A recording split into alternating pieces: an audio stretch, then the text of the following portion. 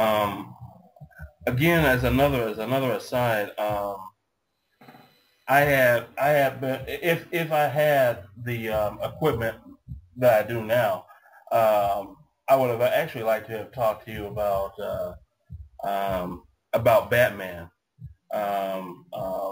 just as it relates to comics, Yeah. because I know that we're pretty much of two different minds.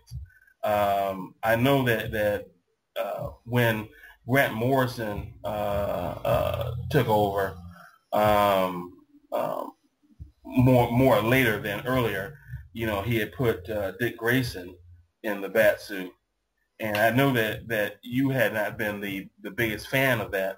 No, I was not. Although I think you did give it some credit in terms of the stories that were that he was doing. Yeah. Um, but I've always been more I would have preferred Dick Grayson to remain Batman, even though deep down I knew they had to bring Bruce back at some point. But And plus, he's not Batman. well, That's all there is to it. I mean, it's a suit. It's a suit to him, and Batman is Bruce Wayne. I've always maintained that. I mean, he's not Bruce Wayne is not Hal Jordan, and not even Barry Allen. I mean, those guys are kind of those guys are more their costumes and powers than they are characters. mhm. And Batman has always been a character first, and I don't think I don't think he's as interchangeable as say Hal Jordan is. Well, agreed. As far as that goes, I think I was looking really more in terms of how the big two, Marvel and DC, handle things. And Yeah. I've been one that's always believed that um, um, at some point Marvel and DC should turn a page. And I always thought that I thought in both of their cases, with Batman being gone and with Captain America being gone, they had the perfect opportunity to turn the page, and they let it slip because they couldn't use it as an excuse slipping sales. Captain America was selling just as well, if not slightly better than it had been when Bucky was Cap, and Bruce Wayne wasn't pushing the numbers the way, at least as far as I can tell, the way that Dick Grayson was when he was in the bat suit. So I don't know. That was pretty much my thing on it. Let generations that come along later bicker about how long Dick Grayson has been Batman, the way people might bicker these days about how long Bruce Wayne has been Batman. Yeah, but the thing is, I don't really see Dick Grayson as a generational character for the kids. He's just about as old as Batman. When you look at it, he debuted in 1940. Mm-hmm. So that's why I don't know, I've sometimes wondered, I'd hear younger fans go, yeah, he's for us. That guy's older than your own grandpa, right?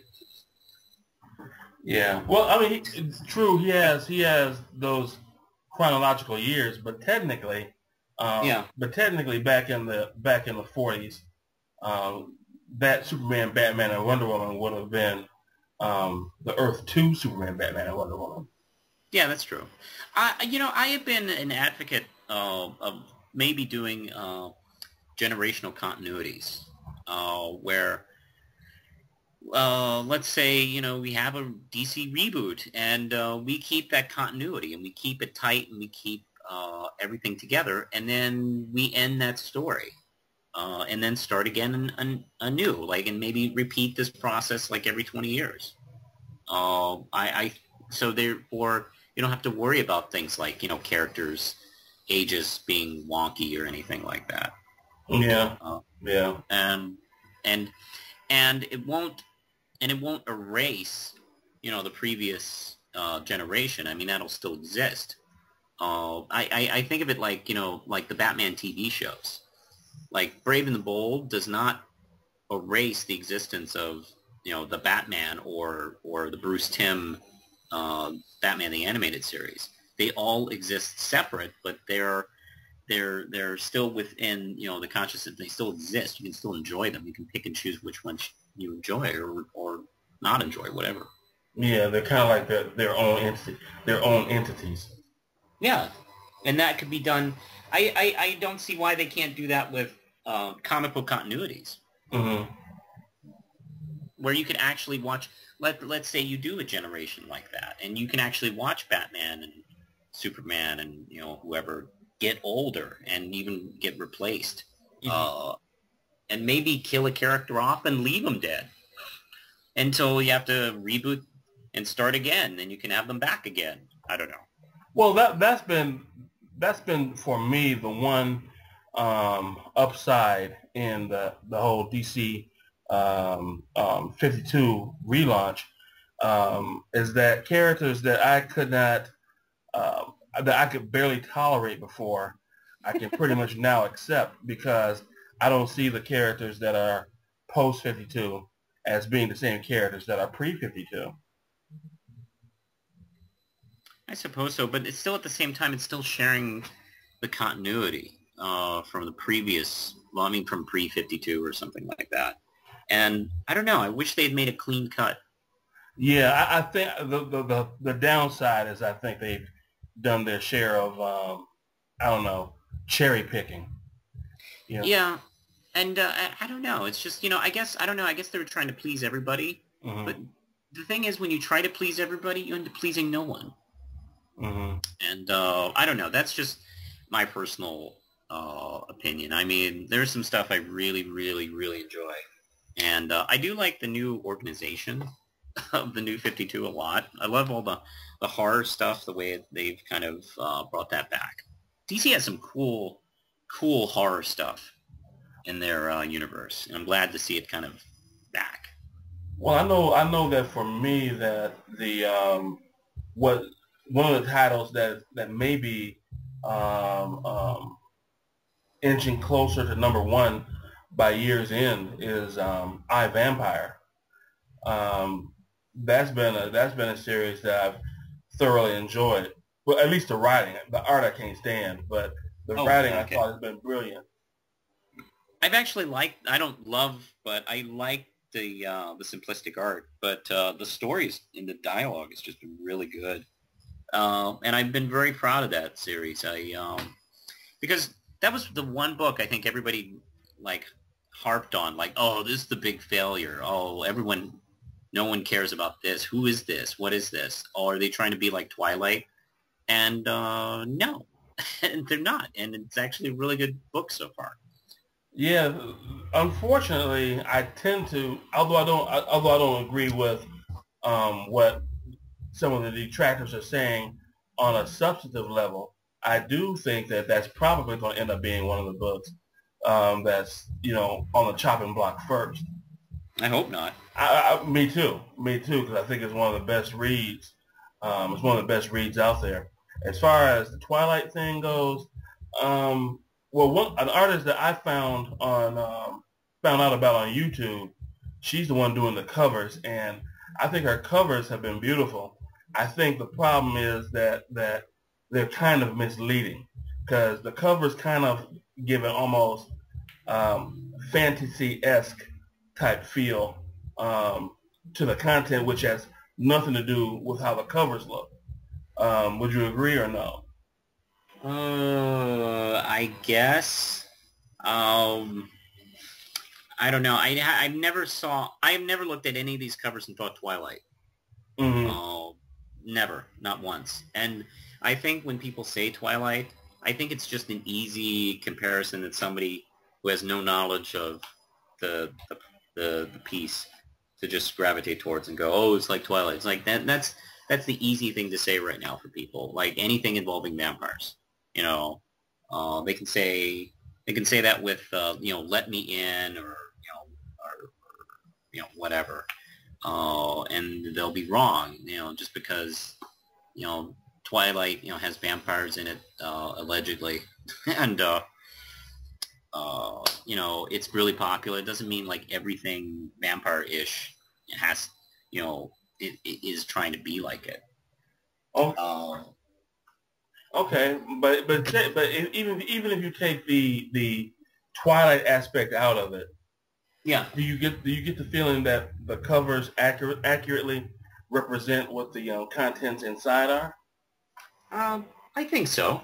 Yeah. I think it's just a different art style, but I think it does. Yeah. Well, I know Jane Friesen, who does the covers. I don't know her, but I know that I do like her art style, and Yeah. especially now because her style has evolved to a more darkly toned, kind of approach. Yeah. They're really beautiful. And I like how they have different images going on. It's not just one single image. It's like it has a few things framing around it, which I think is really cool. I just picked up issue 3 the other day after having it on my pull for a couple weeks, and I really enjoyed it. Yeah, I think I have that one too. Yeah, yeah. It's also a series that seems like it's not really slowing down. It's just one nice lengthy flow to it. I hope it keeps going like that. Yeah, if anything, it's picking up. Where some, it's one of the 52 books that seems to be kind of increasing in as far as content in the story and plot development. Which some are, some aren't. So I hope it doesn't get totally overlooked. Yeah. Well, I can tell you the jump from the mainstream to the indies. I was reading RedKnight #2. Hey, I've heard of that book. Yeah, I gotta tell you, I came across a reviewer. I can't remember the person's name now. But his only quibble was that he felt that things kind of slowed down, and that would be the one thing that he would have the first issue of RedKnight be over the second issue of RedKnight. Yeah. And while I kind of agree in terms of things have kind of slowed down a little bit, for me that wasn't a problem. I thought that the pacing of this book was great, and if anything, what made up for some of the action not being as upfront as the first issue was J.C. Grande's style. See, the first issue seemed like he kind of had a I hope I don't mess up kind of look to his approach in the RedKnight comic, whereas in this second issue, it seems like he decided, let me just go ahead and have some fun drawing this. And to me, it shows heavily because it's a lot more energized. It's a lot more I don't know if visceral is the right term, but it's just you can almost feel his enthusiasm for drawing this comic. I think so too, and you gotta remember that issue 1 is the first time he and I have worked together, and he's doing this on a commission basis. There wasn't too much there wasn't so much stuff really worked out between us. We figured out the character designs. I designed the characters and sent them to him, and he brought me back. He emailed me his versions, and and I would approve, like, oh, that looks good, you should probably do this a little bit more, blah blah blah. And then I sent him the script, and he kind of went from there. And I try to be as detailed as I can with the scripts. Although sometimes I have to correct things here and there, like maybe I didn't bring a thought, a description as well as I thought I did, and I'd have to go back and and say, no, this panel needs a little cleanup, because he lives in El Salvador, actually, and there's some, and he speaks English, but, you know, English is such a crazy language. There's so many double meanings in all our words. So I have to be aware of that sometimes, because I wrote in one panel where Fireball shrinks out of embarrassment from the other two, and he literally had her shrink in that panel. Oh. And I had to write back to him like, no, I'm sorry, I meant she's just really embarrassed, and you know, then he had to fix that panel. Mm-hmm. And so yeah, I have to be aware of that kind of stuff. Because yeah, I mean, I have to be careful of, like, you know, local slang. I have to leave that out. I have to be very descriptive without, you know, being too restrictive. If that makes any sense. Yeah, I think I get what you're saying.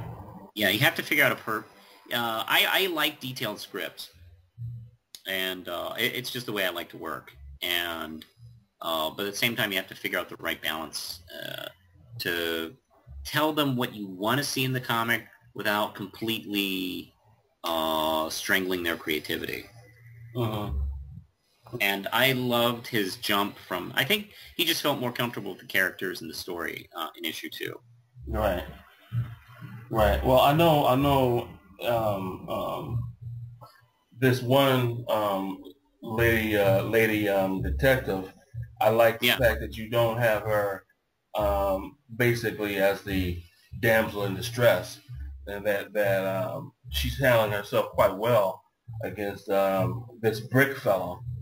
Mm-hmm. And I think in most comics you would have seen where Brick would have been in some kind of pose where he's getting ready to smash her down, and then the hero would have averted the disaster and all that kind of stuff. But she, like, you know, she can almost hold her own comic. Her name is Martha Brown. Mm-hmm. And I'm very, she's actually one of my favorite characters I've ever created, you know. Mm-hmm. And I actually have, I feel like I have a cast in this book that I really enjoy. And you see his uncle Nathan, who is a character I also love. And Martha's definitely kind of the blueprint of a lot of female characters I've gone on to create and write, where she doesn't take any shit, and she stands up for herself. And she's also at the same time not perfect as a person, but she's also I also take pride in the fact that she's not like cheesecake at all. I don't write her to be, you know, posing or, you know, accidentally, you know, naked or something like that. Mm-hmm. And, you know, which sometimes you see other writers do with female characters. And she definitely, let me tell you, she is a force to be reckoned with in this universe. Mm-hmm. Without giving too much away. Right.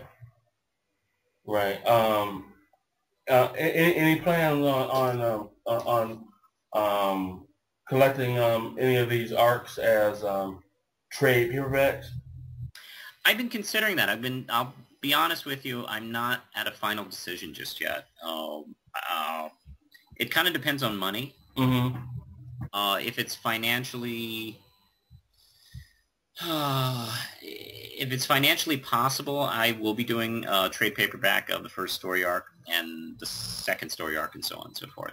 I'd love to do that, but if I can't, I probably won't. But I'm trying to figure out how I can do it as cheaply as possible and still hold up the quality.